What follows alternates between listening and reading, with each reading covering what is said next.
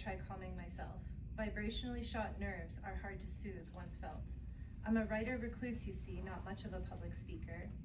And pre-apologies, but I once read that poetry without rhyme ain't much of a keeper.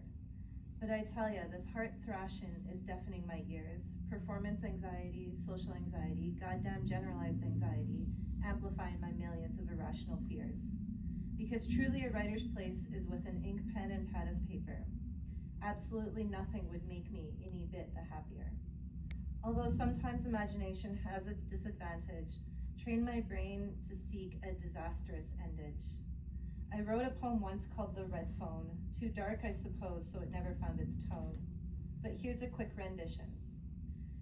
Because freedom from the black hole is its mission. The red phone. I blink and I imagine I'm in a sky-high high-rise. Chaos flutters about, threatening to crash into demise.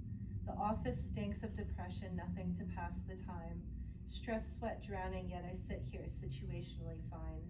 The emergency phone rings, the red phone, it shouts, drama it sings. A car accident, an explosion, a death, a bridge gave way. It doesn't matter the scenario, it's the same each day. A bloody end to a loved one shows in my mind like an unsolicited play. The red phone rings and I scream and I cry because worry is the life of a mother and fear is the practice of a writer. I've trained my mind to stretch to the furthest limit, to find the impossible possibilities that hide within it. But I reel myself in and I remind my panic-laced heart rate arrhythmia race that cortisol high will come down, calm down, relax, I will survive. Show my children that strength is practiced, it starts as a lie.